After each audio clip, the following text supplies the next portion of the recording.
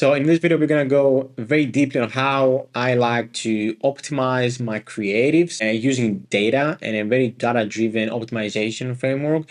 And I'm going to be talking about exactly all the basic creative testing process that goes into the creative overall process. How I'm also cooperating with the creative team, how I'm sitting, like how often I'm sitting with a creative team, and what metrics exactly I'm looking at to optimize for profit, basically for the highest ROI creatives, and really put this into a very specific process, hopefully a very valuable video for you to take on and implement in your business. By the way, I'm going to have a link in the description for the board that I'm going to be going through, and as well as a few other resources about, some top creatives that I have spending, more than 50K a day meta. So make sure you check the resources in the description. If you want to obviously, again, work with me, you're going to find everything in the description. But going straight into it, the first thing here, go back a bit and go through the creative optimization process. We need to first, obviously have some data. This is one of the key things that I attack when I, come on board with the clients or any new business, basically. How they test creatives inside the account, because this is going to have a massive impact on how fast we're going to get data, how good of the data that we're going to get,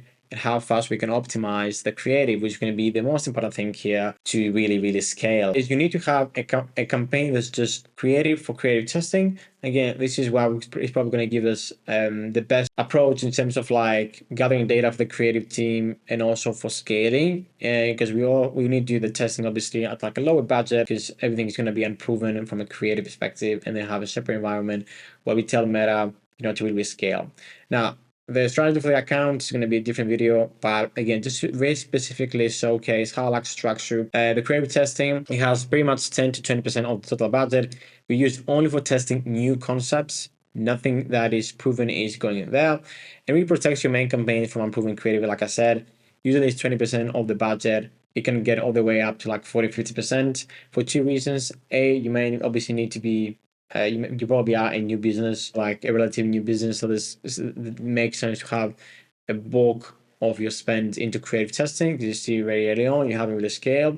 And the second is, I like to also scale the creative testing campaign, believe it or not, because obviously if we find an ad set, specific sets of ads that are doing well, I don't see why we can't basically push this as much as possible. So a few other things that I didn't include here: ABO versus CBO. Now, on more established brands, I have the budget, we are confident about the creative process overall and the creative team, I like to use more established. I like to use ABO. I'm sorry.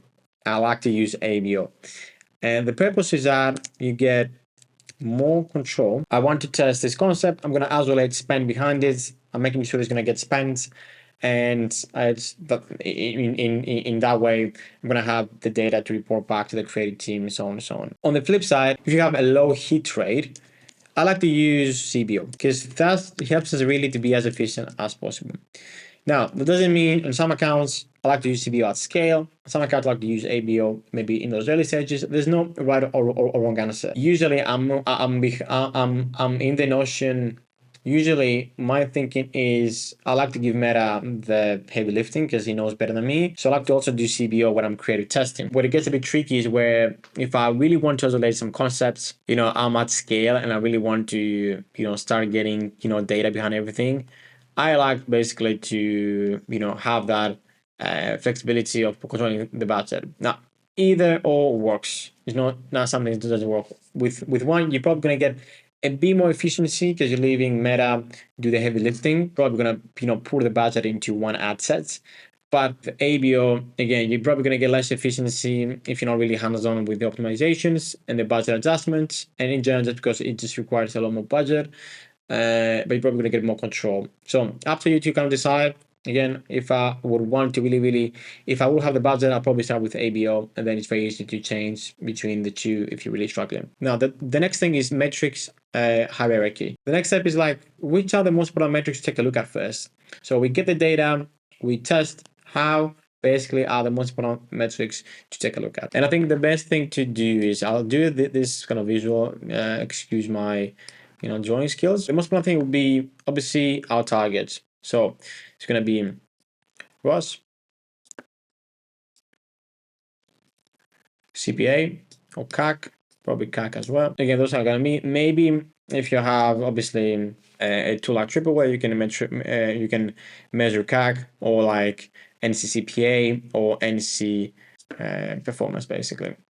Now, this is the most important thing, just because, again, it is laddering up to the profit, to the overall health of the business. And this is basically the most important metrics that Meta can actually optimize anyway. We don't care about clicks. We're caring about actually getting purchases and CPA. So this is the most important thing that I'm taking a look at first. Now, second of all, I'm gonna have how is my creative performing in the creative funnel. So I'm gonna have hook rate, which is measured by thumbs up ratio.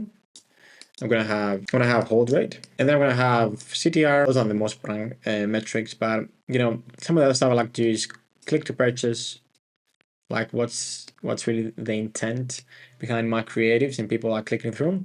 Actually, a new one here is gonna be for the most established folks. I'm just going outside here. It's gonna be 1,000 basically per account reached. And at the bottom here, we're talking about the other metrics, like for example CPM. One metric that is super important that I just forgot, which is not actually a metric, but it's a great proxy. It's going to be spent here, which is also a great indication that Meta is delivering an ad, is getting spent, is one of the scalable ads. And just to continue, it's going to get CPM, frequency. I want to still put frequency probably here, now that I'm thinking about it, but just for the purpose of this video, just put it here. Super important metric. I think honestly overlooked. It really captures how many times you're going to be delivering the same ad to the same people. Is a great indication of like fatigue and not a great creative, for example. All that we're basically repeating ourselves from a messaging perspective. So Meta doesn't really want us to get into more people. Now, just to quickly go through the metrics in case that you don't know them. Again, the main was going to be spend, ROAS, obviously the return on ad spend, CAC, NC, any new customer metric, and new customer ROAS, new customer purchase. Again, anything that is really valuable to your business makes sense. Thumbs up ratio, it really measures the hook rate, how effective is our first 3 seconds. Hold rate, how effective is holding basically people to watch all through the ad. Click-through rate, and really outbound click-through rate is how effective is our ad to get people to the website. Do we build intent? Are people clicking through the ad or just watching all the way through and don't click in? Click to purchase, again, this is a metric that I like to use. Is really basically it's just self-explanatory. Basically, how it's really a ratio.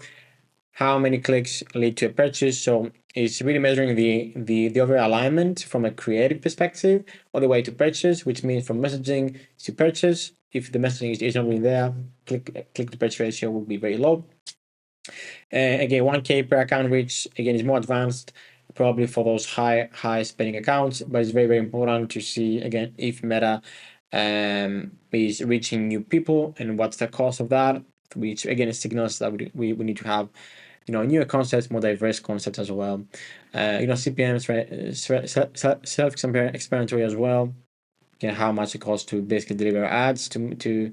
And then frequency, again, like I said, it captures how many times the ad has been delivered to the same people. The next most important thing is like, okay, we have the creative testing, we have the kind of data that we want to optimize.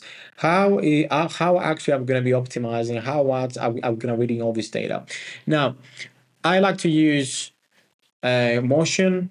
I like to use or any kind of similar kind of tool like Foreplay, like Atria, all the kind of data visualization tools. Basically, put all the data, all the creatives, the account, and then you can optimize basically, and you have reports. Now I'm gonna share some of my best reports. You can do the same on Meta. Don't like feel discouraged. Just get the same on Meta. Obviously, it is much more visual. That's obviously the use of the tool. But again, I'm gonna put here some of my top motion reports. I'm pretty sure you can do similar things to Meta in terms of the reporting. The one and most important thing is going to be the top daily, weekly motion reports. Is going to be the top ads, top performing ads, basically which one are getting the most spend, the most efficient CPA was again the top of that pyramid. The top hooks, again, what hooks are resonating? Because obviously the hook is going to be the most important thing to get people into watching the ad. So we need to be on top of it. And then some click-through analysis per concept. It was a great report. Again, which again goes back to the overall messaging probably as well, and the persona that we're targeting is giving us the best click-through rate. Basically, is really have that intent to buy the product. And from a monthly perspective, when I take a look at is ads with potential, probably they have high ROAS, low spend. Now, a bit of a disclaimer here. Again, I really trust Meta, at least for the most part. So I'm not gonna go into like ads that don't have actual spend, but maybe have like a few purchases and how high it was. But I will see some of the ads that obviously don't have like are not top five, let's say. They have decent spend. They're getting good ROAS, so we can see how we can do more of this, how we can potentially push them to be our top ads because they have potential. It's something you should be clicking there. A great concept or report is going to be formal analysis, static versus video. Great to see what's resonating, see what style of creative you need to bring into the account. Creative fatigue, also a huge one. I'm tracking cost per click, cost per outbound click with raw trends. You can see basically because the less people, you see probably an increase in like cost per click, and then a decrease in ROAS. So those will go. The graph will go something like this. Basically, it's going to be ROAS probably going down, and then cost per click is going to be up. Less people clicking to the ad. Again, there's some fatigue there. Message resonance again super important. The click-through rate to conversion correlation, again very important to make sure we have the great a good messaging here. Now we have these most reports, all the reports that you want to take a look at. Again, if you can't really have put everything, don't stress about it. The most important thing is to see the top ads weekly or even daily. I recommend weekly, daily for most established accounts really. The top hooks and top click rate, or action driving creatives. And then from a month perspective, what's resonating from a messaging perspective, what's fatiguing, formal analysis, again, all this stuff, I think super important. Now, how to iterate now? Now we've got everything we need. You see there's a bit of a process until we get to the actual iteration process. But we need to also think about it in terms of like a prioritization perspective, because you can do whatever you want really, like you can do anything. You can optimize the most minor thing. Now, Meta recently has really moved away from the really small tricks into bigger swings. I mean, they need more diverse content. They need different hooks, and they regard basically creatives differently if we have a completely different opening, not just a very small iteration. Which means high to low impact is going to be the hook variation. Change the first 3 seconds. Again, you may not have a strong hook, or maybe you don't have, for example, that resonance. Let's see what's resonating. Messaging tricks, again, same visuals. You may have a different kind of copy or like messaging at the very first, or the overall creative as well, if we can. Now, creating mashups, stitching to other top hooks assets into existing creative. One thing that really worked with me is, for example, some creatives will have a very strong thumbs up ratio. Some will have very strong hold rate, click rate. If it makes sense, I can mash up them together. Obviously, if we're talking about the same concept, same angle, and maybe do like a bit of a unicorn ad, see how that is looking. Try to combine two good creatives. Again, most of the time it does fairly well, especially from like especially mashups, including multiple creators. It does very well from a more retargeting perspective, but it's very effective from a social proof standpoint as well. Now, product model change, again, mainly for like statics, you may change the actual product, the actual model that the product that the static is actually depicting. And then in terms of editing adjustments, some pacing, cutting out the boring stuff, maybe changing the music. Again, I wouldn't do an edit that is just take the music. It's just a very small trick. But you can do it in terms of pacing. You can get it out that's maybe like 60 seconds long, and maybe just trim it to like 30 seconds. Just cutting out the boring stuff. See what's going to be the impact there. One great stat is like 75% of people decide whether to keep watching within the first 3 seconds. Again, that's why hook is going to be the most important thing. Then static optimization.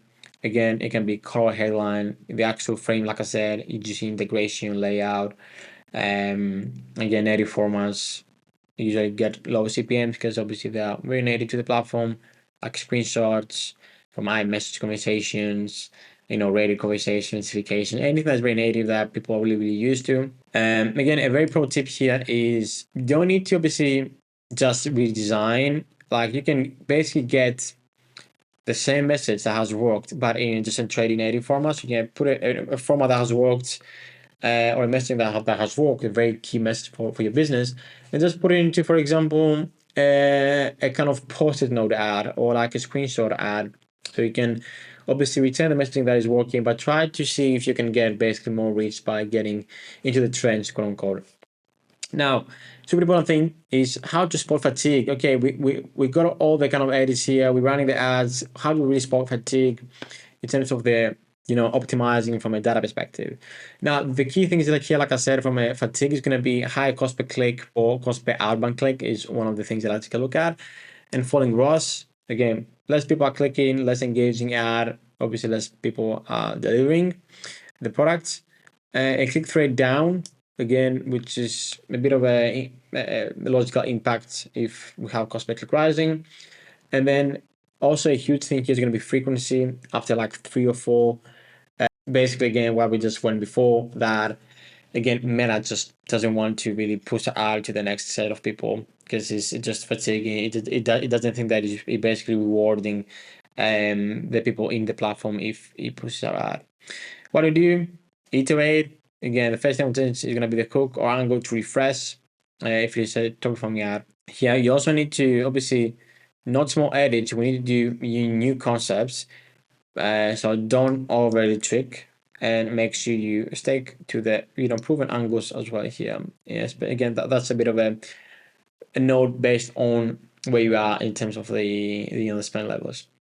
So in a nutshell, weekly routine, I'm sitting with the creative team, I'm pulling the most reports, I'm also directing the creative from a paid perspective, and actually going very deep as actually writing the creative briefs if needed.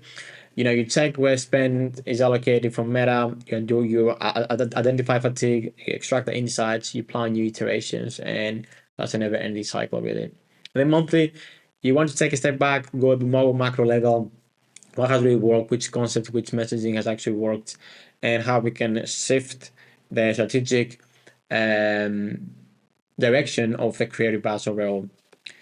Now, and I want to end with this, is basically what one winning concept can actually drive in terms of like iterating, how a brand has actually done this very well. It's called fussing.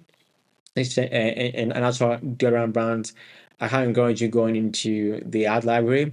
So basically, this is a brand that has been featured in Dragon's Den, that got funded and everything, which is great. Obviously, it's a great social proof and an overall obviously great play because they got funded and everything. But I haven't seen a lot of brands. Obviously, most of them are leveraging in ads, but this brand has really done it to the utmost. This concept obviously worked very well, but they iterated using different styles and diversify the creative styles.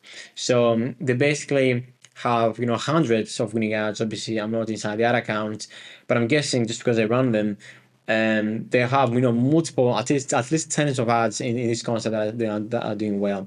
As you can see, a few things to spot out here. We have the Sun publication, very native thing here. We have a TikTok kind of native format, a green screen, someone commenting on the actual video and reacting. We got another publication here, just slightly different with the investor. We have a very native selfie here with, again, probably someone who's quite like watching the show and stuff probably know that, or even if they not, is a very native thing. A more high production static with a testimonial, as in Dragon's Den. And then another native stuff, podcast style. As you can see, have like 6 different concepts widely different to each other, but the same winning messaging, which is very, very key. Oh, that was it, the creative optimization process that I'm using weekly and monthly, and obviously day to day. The reports exactly that I'm looking at, the metrics that I'm looking at. And yeah, it has been very helpful to drive performance forward, because really when we have an issue from an efficiency perspective on Meta or any digital platform, is going to be the creative, and really how much we can scale this all down to the creative. So this is the creative process that some of the top brands use, and I like to use as well. I have a lot of resources. I'm gonna link basically the board below in the description, so you can have a look. And yeah, it's gonna be free, obviously. And yeah, thanks for watching this video, and I hope that was helpful. Thanks a lot. I hope you have a great day.